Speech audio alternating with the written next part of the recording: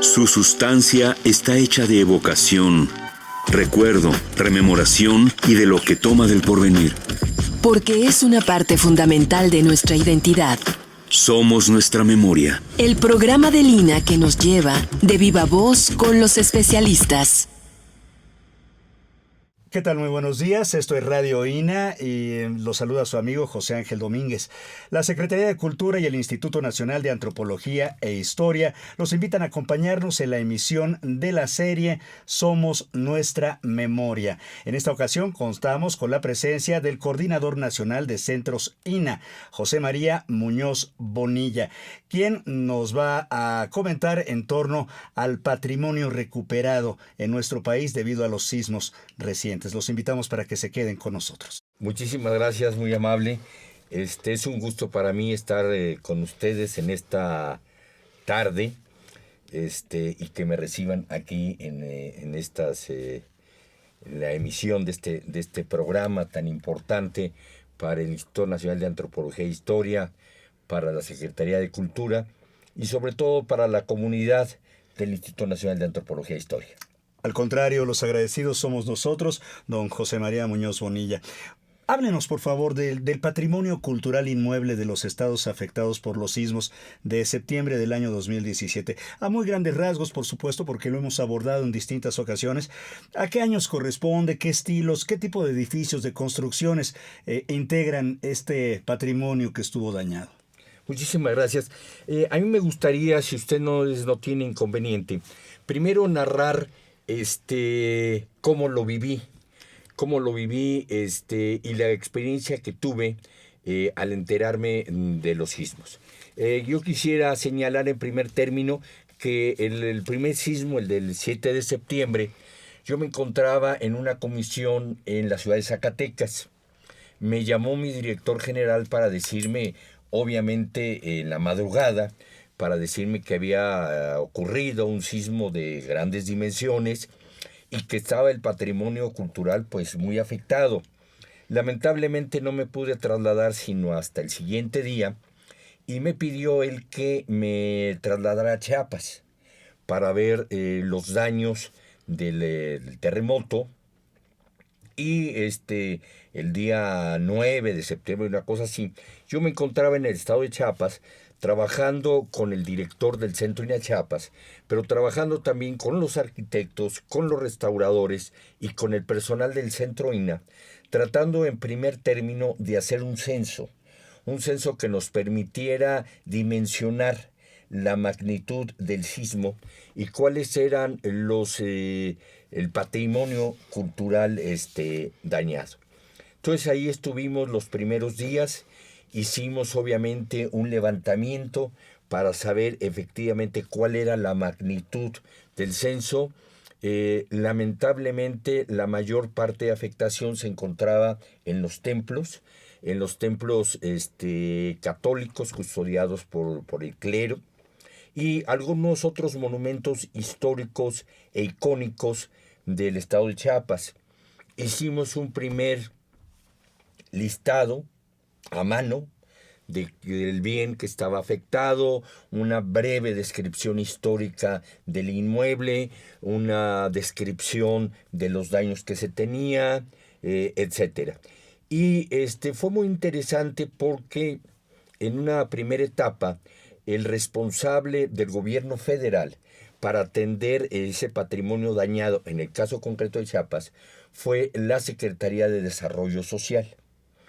Entonces no hallaban el lugar donde ubicar el patrimonio cultural, porque estaban dañados los hospitales, las carreteras, las escuelas, parte de la energía eléctrica, etcétera. Entonces tuvimos que participar inclusive desde el diseño para que nos aceptaran abrir un rubro para el patrimonio cultural de nuestro país. Entonces, pues ahí se abrió este rubro. Teníamos reuniones pues muy intensas en donde participaban las diferentes dependencias gubernamentales y se preparó en esos días muy intensos un primer informe que se le iba a presentar al presidente Enrique Peña Nieto. Por cierto, el 15 de septiembre por la mañana, antes de que él diera la preparación para el grito. Entonces tuvimos un trabajo muy, muy intenso. Pero a mí me sorprendió de manera muy grata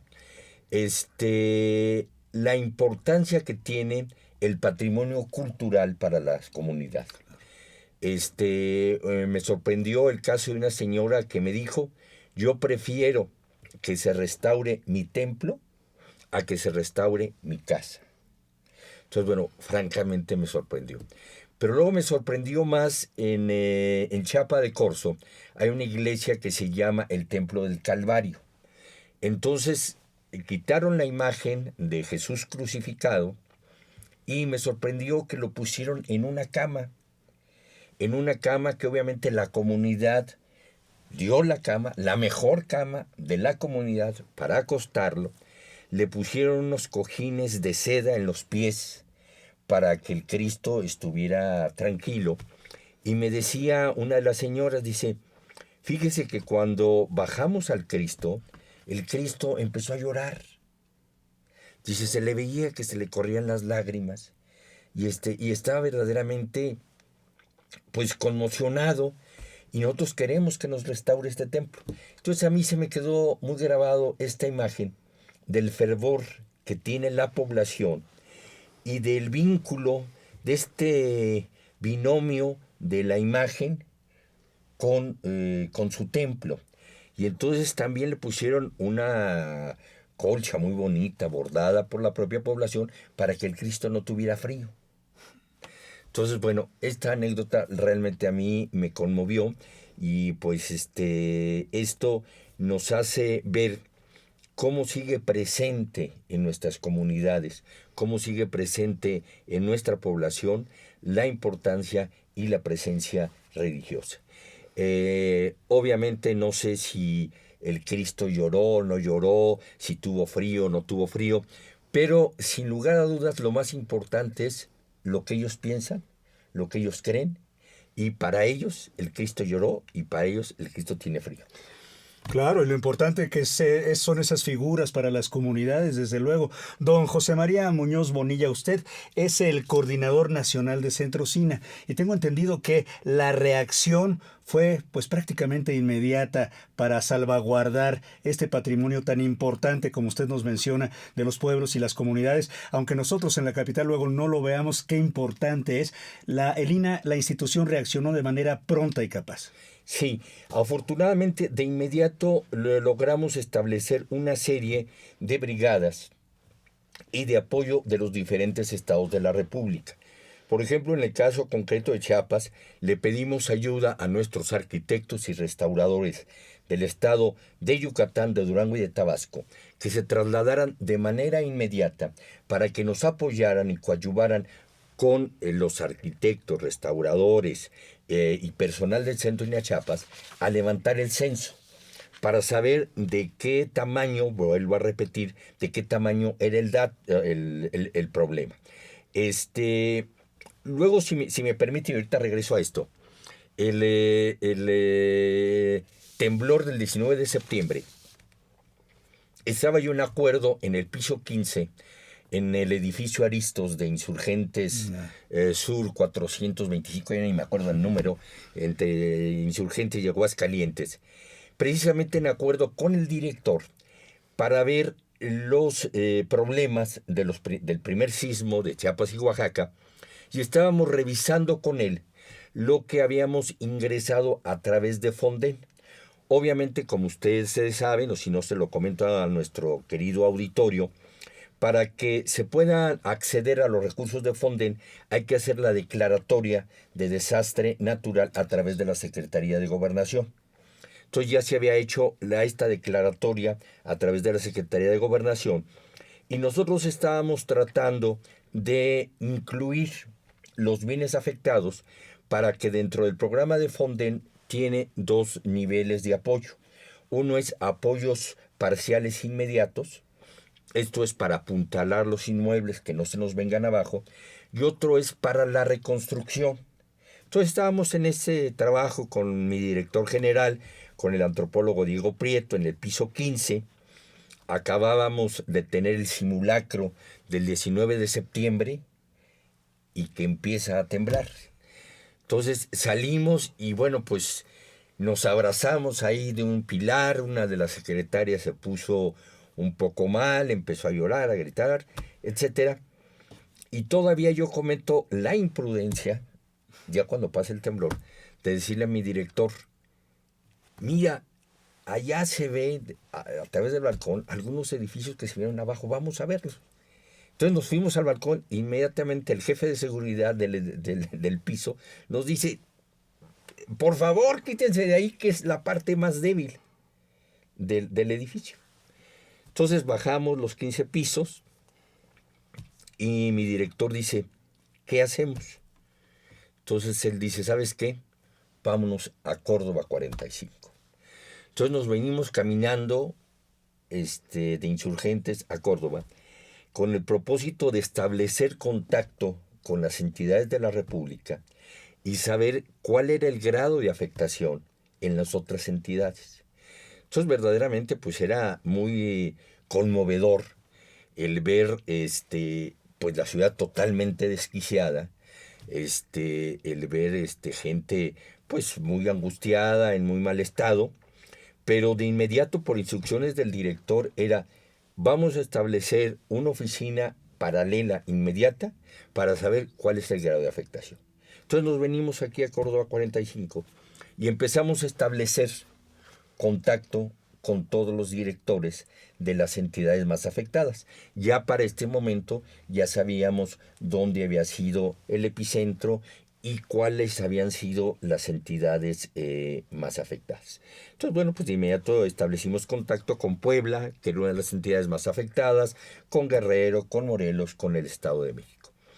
Y entonces ahí establecimos una estrategia para que los directores de los centros SINA de algunos estados, que inclusive tienen la formación de ser arquitectos, acudieran a estos estados para que apoyaran a nuestros directores a la elaboración del censo para saber cuáles eran los daños que teníamos. Entonces, en el caso de Oaxaca, el director del centro de Nayarit es arquitecto, pues lo mandamos a Oaxaca.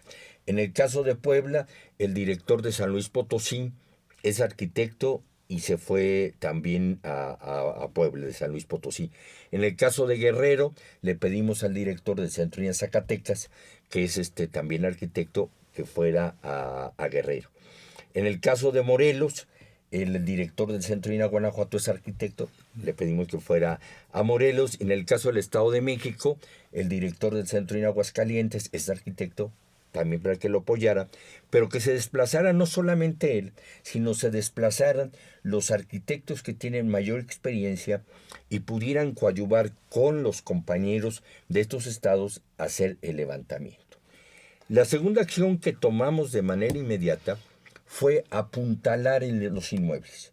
Apuntalar los inmuebles con el propósito, obviamente, de que no se vinieran abajo, y tuvimos una relación muy estrecha con las secretarías, en algunos estados se llama de diferente manera, pero Protección Civil del gobierno del estado, que nos permitiera primero apuntalar y acordonar la zona, con el propósito obviamente de proteger las vidas humanas y posteriormente de proteger los inmuebles. Y por otra parte también nos dimos a la tarea de proteger los bienes muebles. Obviamente, si alguna imagen se tenía que retirar del lugar, habría que retirarla con todas las precauciones y todas el protocolo que marca el área de restauración para que obviamente estos bienes estuvieran perfectamente custodiados, perfectamente embalados para que no sufrieran mayor daño. Entonces, bueno, pues así ha sido una tarea ya casi de un año, donde se ha trabajado primero, vuelvo a repetir, en la elaboración del censo, que ha venido cambiando porque obviamente para que nosotros pudiéramos ver que un inmueble, o registrar un inmueble, mejor dicho, dentro de la relación de los bienes afectados, primero se tenía que hacer un dictamen, saber primero si era un monumento histórico, de qué año era, después qué tipo de daño tenía. Entonces hicimos una gran división de los daños. Daño moderado o daño menor, daño moderado y daño severo. Esto nos permitió tener, en primer lugar, una película, por llamarlo de alguna manera, clara del tipo de inmuebles que teníamos afectados por rango, por tipo de daño, ¿sí? También este tipo de daño también nos daba un rango a nivel económico. Cuánto era el daño que tenían y cuánto era lo que nos iba a costar, lo que nos está costando su restauración. Después de esto, nos dimos a la tarea de subir, porque el Fonden tiene fechas perentorias. Y entonces el Fonden decía, del tal día, a tal hora, se pueden registrar todos los inmuebles afectados para la reconstrucción. Entonces, bueno, pues ahí había que, de acuerdo a un formato previamente establecido, llenarlo, y cada una de las entidades federativas llenaba el propio formato. Para esto, abro un paréntesis, el representante del instituto ante el Fonden es un servidor, y para que alguien ingrese los datos al Fonden tiene que tener un registro. Entonces se tiene que registrar el nombre, la firma, y se le da una clave para que pueda acceder. Entonces también tuvimos que hacer todo este trámite administrativo ante Fonden para acreditar a los directores de los centros SINA que fueran ellos quienes pudieran subir esta información. Y luego, bueno, pues nos dimos a la tarea.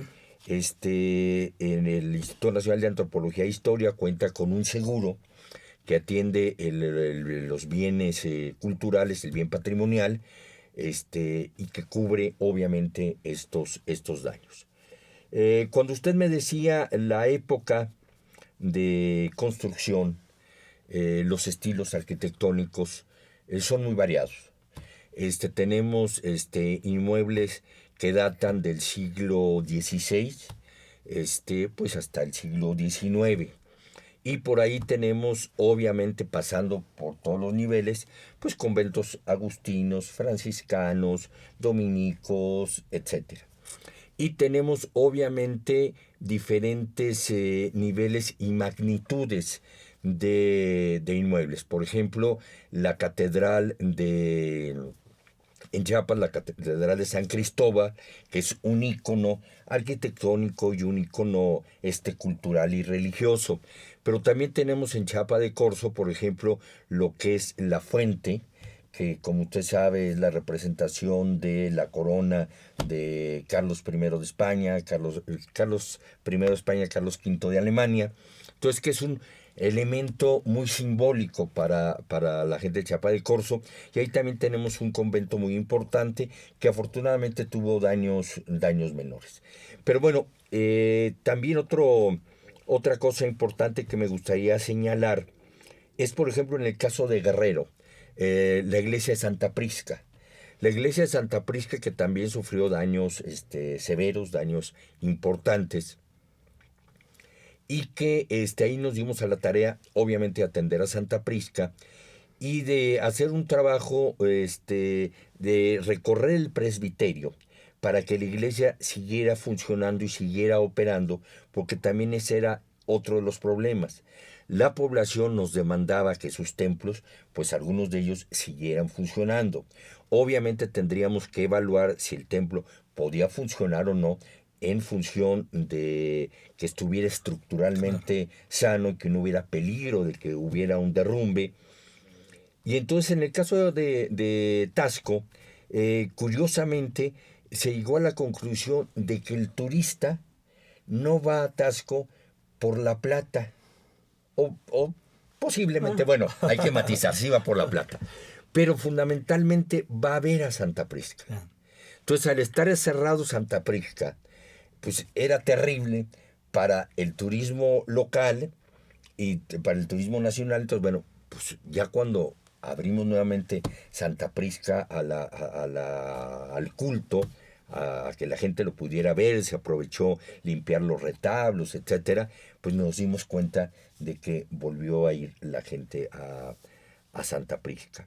Y luego otro elemento que nos parecía también icónico y que pareció en muchísimas fotografías, no solamente del país, sino a nivel internacional, fue la iglesia de Cholula, la iglesia de los Remedios, de la Virgen de los Remedios, que obviamente estaba colapsada la cúpula, y bueno, pues era muy aparatoso, diría yo, el daño del templo. Y aquí hicimos un trabajo interinstitucional muy interesante con la Secretaría de Turismo Federal. La Secretaría de Turismo Federal nos apoyó para tratar de restaurar algunos monumentos históricos, icónicos, de manera inmediata y pudieran nuevamente ser abiertos al culto y al público, como es la iglesia de Cholula, o como es Santa Prisca, o como es también en Chiapa de Corzo, La Fuente, y en fin, otros inmuebles. Y bueno, pues también tuvimos apoyo y la visita de otras brigadas de otros países, una brigada especial de la UNESCO, que también nos vino a apoyar, a asesorar, el caso también de Francia, el caso de Alemania, de España, de Hungría, en fin, pero sobre todo hay que reconocer el trabajo de la comunidad. El trabajo de la comunidad, porque sin lugar a dudas su templo es el núcleo que articula a la sociedad y que articula a la población del lugar.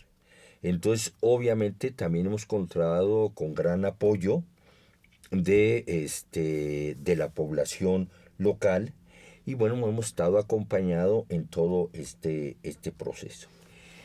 En algunos casos de restauración, obviamente la restauración, sobre todo los inmuebles, que son los menos, que tienen daños severos, se tienen que hacer estudios a veces un poco complicados, donde tienen que participar un grupo interdisciplinario, donde participan ingenieros, arquitectos, etcétera, que nos ayudan a un poco hacer el diagnóstico del daño que tiene el inmueble y un poco hacer el proyecto de cómo se puede y se debe intervenir el inmueble.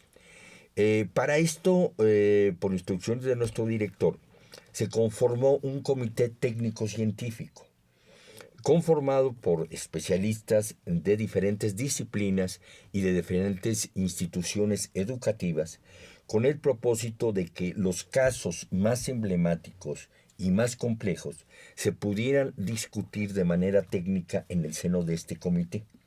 Y este comité pudiera también dar asesoría sobre cómo habría que restaurar un inmueble.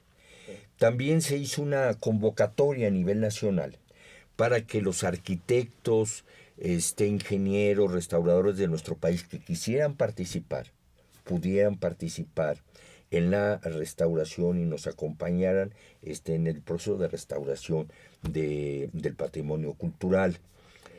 También, obviamente, contamos con el apoyo de las fundaciones como la Fundación Slim, la Fundación Harpelut, que también nos apoyó.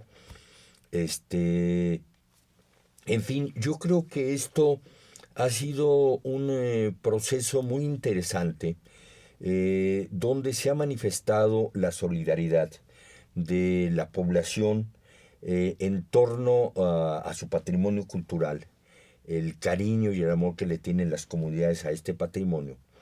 Pero ha sido sin lugar a dudas una gran lección para el instituto, donde obviamente el instituto ha hecho un gran esfuerzo, yo diría inusitado. Yo creo que desde la creación del instituto nunca habíamos enfrentado un problema tan serio y tan severo como el que estamos enfrentando en este momento, pero la verdad que las muestras de cariño, de responsabilidad, de toda la gente que conforma en los estados de la República, las áreas sobre todo de patrimonio cultural, pues de verdad que han puesto su mejor esfuerzo, su mejor empeño para tratar de sacar adelante este gran reto que tiene la institución. Obviamente, pasando esta primera etapa, bueno, pues ahora estamos en la etapa de reconstrucción. Hemos estado haciendo esfuerzos muy grandes, hay avances importantes en en algunos lugares, en algunos templos, pero el reto continúa y bueno, tenemos que seguir trabajando con este reto en lo que resta de este año. Habrá algunos inmuebles que requieren un trabajo mucho más especializado y que posiblemente quedarán restaurados en un par de años. Entonces, bueno, pues aquí estamos al frente de este gran reto. Menuda tarea la que tienen en el Instituto Nacional de Antropología e Historia, don José María Muñoz. Tengo la impresión de que, por un lado, después de esta tragedia y después de este movimiento sísmico que a todo México conmocionó y sobre todo, bueno, a estas zonas afectadas, tengo la impresión de que la institución de alguna manera se cohesiona, se reafirma, que todos los profesionales que trabajan en ella entienden la emergencia, entienden la gravedad del asunto y la institución finalmente sale con propuestas, sale con trabajo, sale con profesionalidad, hacer un censo, hacer los datos, hacer los apuntalamientos, estas primeras cuestiones que usted nos cuenta. Otra de las cosas que me pareció sensacional, don José María, es la respuesta de la gente, la respuesta de las comunidades que a lo mejor no habían pensado, sino en un caso de emergencia extrema, lo importante que es para ellas sus patrimonios, no solo estos patrimonios del culto católico, sino en general nuestro patrimonio prehispánico también. ¿Qué nos diría en ese sentido? ¿Alguna anécdota que nos quisiera compartir? Ya nos dijo esta señora que vio a su Cristo derramando lágrimas de terror por la gente, ¿no? Claro. Bueno, yo reafirmaría lo que usted señala muy acertadamente. Yo creo que este fenómeno natural nos dio la oportunidad de demostrar a la sociedad la importancia que tiene el Instituto Nacional de Antropología e Historia, la cohesión que tenemos hacia adentro de la institución y la solidaridad que mostró el Instituto a nivel nacional para atender y afrontar la emergencia. Cosa curiosa, afortunadamente las zonas arqueológicas no fueron tan afectadas. Sí hay afectaciones en zonas arqueológicas, en Oaxaca, en Chiapas, en el propio Chiapa de Corzo, pero los daños no fueron tan severos como en algunos templos. Ya se están atendiendo, ya se hicieron los diagnósticos correspondientes, inclusive ya muchos de los arqueólogos hicieron el proyecto de restauración y fueron presentados ante el Consejo de Arqueología. Muchos de estos proyectos ya van a dar inicio, unos ya dieron inicio y otros estarán por iniciarse tan pronto se cuente con la autorización del Consejo de Arqueología. Porque, don José María Muñoz, este es un país sísmico, va a seguir temblando. Sí, y yo aquí me da la oportunidad de señalar algo que es muy importante. Desde hace años el instituto tiene un programa que está bajo mi cargo que se llama Previna. En cada una de las entidades de la República tenemos un jefe de seguridad y de resguardo del patrimonio cultural. Y estamos nosotros vinculados con la Secretaría de Gobernación y estamos vinculados obviamente con la Dirección de Emergencias de la Secretaría de Gobernación. También quiero señalarle que desde hace algunos años logramos que el patrimonio cultural se pudiera en un mapa que es para la protección y está dentro del plan de riesgos de nuestro patrimonio. Y lo que usted señala también es muy interesante, porque no solamente tuvimos el sismo del 7, en el caso de Oaxaca, tuvimos el sismo del 7, del 19, tuvimos otra réplica del 23, tuvimos otro del 16 de febrero y tuvimos otro del 19 de julio. Entonces, sí ha sido una constante réplicas que obviamente no han sido de las dimensiones del sismo del 7 y del 19, pero efectivamente todo esto, pues obviamente, pues ha traído como consecuencia que tengamos una mayor cuidado de este patrimonio y una mayor atención.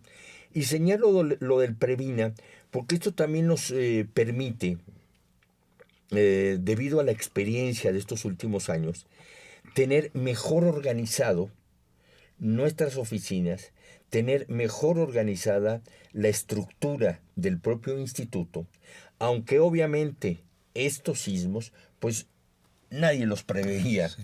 y es imposible a veces atender ante esta emergencia. Pero yo creo que esto sí ha abonado a tener una cultura preventiva. Y yo creo que los próximos años nos ayudará muchísimo a tratar de seguir desarrollando esta cultura preventiva. Después del primer impacto terrible y de saber, usted estuvo pues prácticamente en los distintos lugares de la República Mexicana que fueron los más afectados, se levantó este censo, se hizo diseño, se llegó a un plan maestro.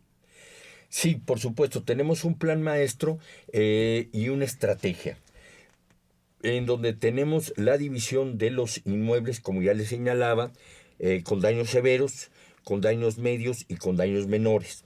Nuestra estrategia fue primero atender los daños menores sin descuidar los otros niveles, porque también teníamos que hacer un análisis social. ¿Cuál es el impacto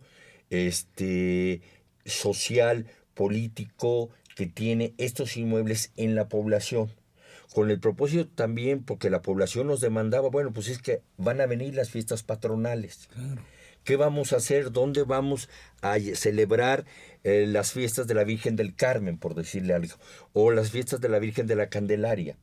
Entonces, en coordinación con las diócesis en los diferentes estados de la República y con los párrocos, en algunos casos, establecimos algunos, digamos, de manera provisional, que se hiciera una especie de lonado y demás, donde la gente obviamente no corriera peligro y donde pudiera continuar con sus fiestas patronales. Entonces sí, la estrategia ha sido primero atender los daños menores, sin descuidar los que tienen daños severos y daños graves. También aquí habría que señalar algo que es muy importante, que los conventos que están en la franja del Popocatépetl, que están declarados Patrimonio Cultural de la Humanidad y que ahí comparte Puebla y el estado de Morelos, estos conventos, fueron uno de los conventos y de los lugares más afectados. Sí. Y que además son de manera simbólica, pues tenemos que atenderlos. Así como la Casa de Cortés en Cuernavaca, que sufrió daños muy, muy severos, y que, bueno, pues lo estamos atendiendo porque, bueno, son monumentos muy representativos y son íconos del patrimonio cultural de nuestro país. Y son monumentos y espacios que tienen que ser restaurados con todo el profesionalismo, con todo el conocimiento y con toda la calma del mundo también, pensaría yo, don José María. ¿Cómo va este plan? Nos dice usted que lleva tiempo, que han estado trabajando mucho y que se va a seguir trabajando, y piensa usted, me decía, un par de años todavía, trabajos intensos. Sí, mire, ya tenemos algunos inmuebles totalmente restaurados, que fueron los que tienen daños menores y algunos de daños severos. Nuestra idea es, antes de que concluya el año, haber iniciado todos los trabajos de los diferentes inmuebles afectados. Y como usted bien lo señala, en el caso de los monumentos más icónicos y que tuvieron mayores daños y daños severos, se tiene que hacer un estudio efectivamente muy minucioso para que sea una restauración ejemplar. También los sismos nos arrojaron un dato también muy importante. En ocasiones estos inmuebles fueron intervenidos hace muchos años, no sabemos cuántos, y sus intervenciones no fueron las más adecuadas. Yeah. Entonces, ahora de lo que se trata es que las intervenciones sean efectivamente las más adecuadas y estén total y absolutamente garantizadas por las áreas normativas del instituto. Y cuando tengamos alguna duda para atender un inmueble, para eso se formó el Comité Técnico Científico, para eso lo formó nuestro director, para que el Comité Técnico Científico pueda aportar, pueda discernir, pueda discutir sobre cuáles son los mejores elementos, las mejores etapas, los mejores materiales que se deben de hacer para la restauración de ese inmueble. Señalo algo así a nivel de ejemplo, que no quiere decir que así vaya a ser, pero en ocasiones resulta que una campana que se puso en algún templo, en algún campanario, es muy pesada. Ya. Entonces se tendrá que discutir y que analizar si esa campana se tiene que volver a poner donde estuvo o si se tiene que poner un elemento más liviano. Porque en ocasiones estos elementos no fueron los elementos originales del templo. Entonces para esto se requiere un estudio interdisciplinario en el que participen historiadores, arquitectos, ingenieros, restauradores, en el caso de los museos, museógrafos, para saber qué tratamiento le vamos a dar con el propósito de que sea el mejor tratamiento. La voz que ustedes escuchan, amigos y amigas, es de José María Muñoz Bonilla. Él es el coordinador nacional de centros INAH y platicamos en torno a la recuperación del patrimonio dañado por los sismos del 2017 y 2018. ¿Significa esto, don José María, que en alguna comunidad tal vez la gente podría ponerse en contacto con los centros INAH para decir, este inmueble, este templo tiene ciertas afectaciones, ayúdenos, vengan a verlo? ¿Eso es posible? Sí, por supuesto. Quiero decirle que en el levantamiento de nuestro censo participó mucho la comunidad. Llegaba parte de la comunidad y nos decía, fíjese que mi templo fue afectado por los sismos. Vengan a verlo, hagan el diagnóstico. También otra fuente de información que teníamos era la propia diócesis de algún estado. Como ustedes saben, hay muchísimas diócesis, sobre todo en el sureste de nuestro país. Entonces ellos nos decían, ¿saben qué? Que tenemos el reporte de que este templo está afectado, pero nosotros no lo considerábamos afectado hasta que efectivamente se visitaba por los especialistas y se hacía el diagnóstico y se veía el daño de afectación que tenía. Ya. ¿Alguna comunidad en particular que haya estado, digamos, de las más aguerridas, que haya gestionado de manera particular, que le venga a la mente ahorita? Pues mire, yo creo que las comunidades es impresionante, ¿verdad? Yo estoy muy sorprendido, por eso al principio de mi conversación narraba este encuentro con la gente de la comunidad en Chiapa de Corzo, que me emocionó a mí en lo personal mucho, pero la gente ha participado mucho.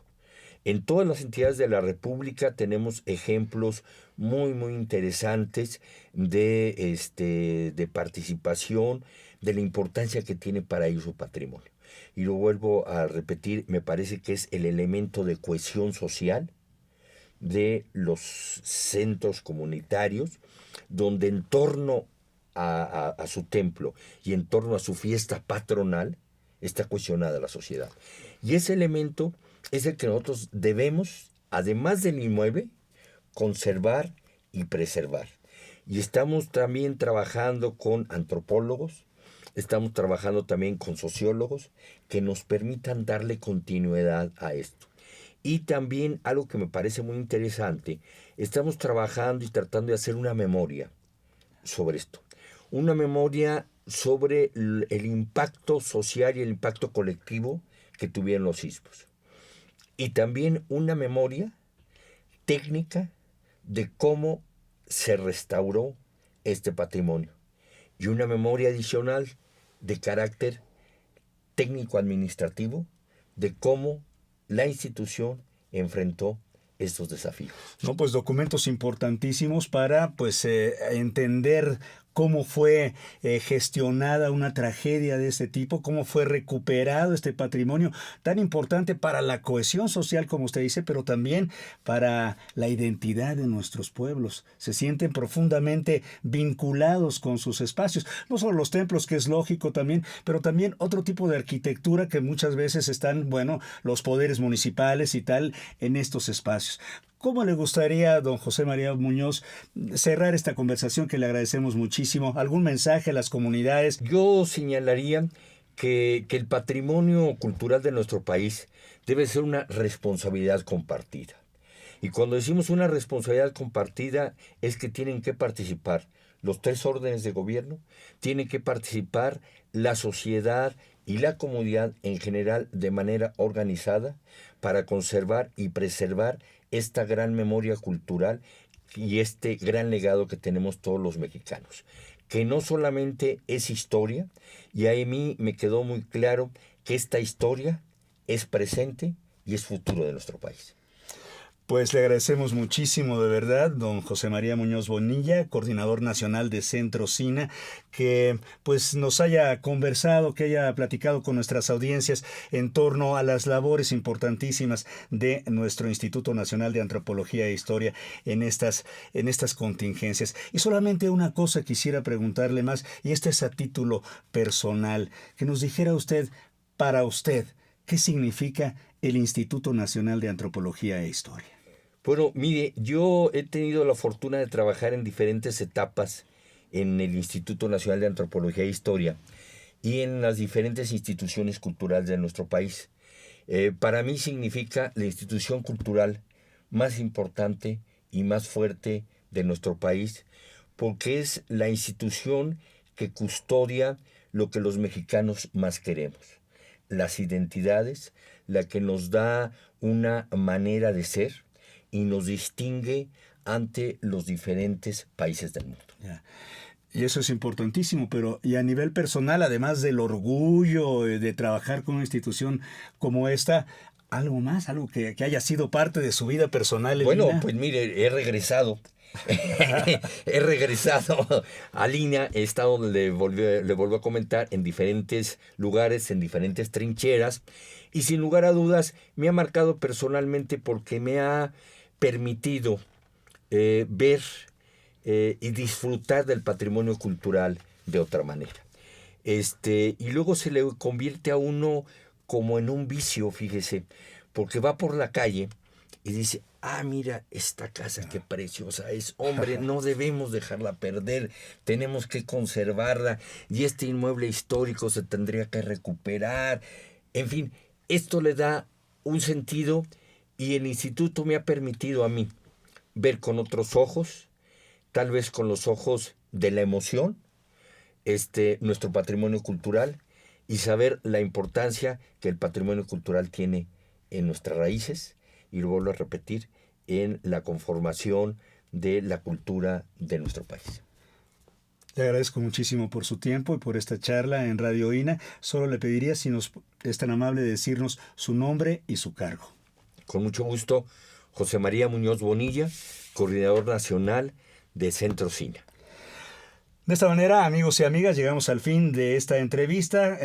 Damos terminada esta emisión que fue posible gracias a la generosa participación de nuestro invitado. Gracias a todos por su atención. Les sugerimos consultar más de nuestra producción a través de www.radio.ina.gov.mx. Quiero comentarles que participamos en la realización, la Dirección de Medios de Comunicación a través de la Subdirección de Radio INA con Gabriela Marentes, la producción de Evanibaldo Morales, controles técnicos y edición Rubén Martínez, con el apoyo de Marta Hernández, Paula Abedoy y Jerónimo Cuevas.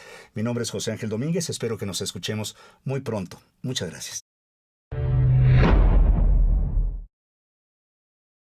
Las opiniones y comentarios aquí expresados son de entera responsabilidad de quienes proporcionan la información y no representan necesariamente las opiniones de Radio INA ni comprometen el pensamiento editorial del Instituto Nacional de Antropología e Historia.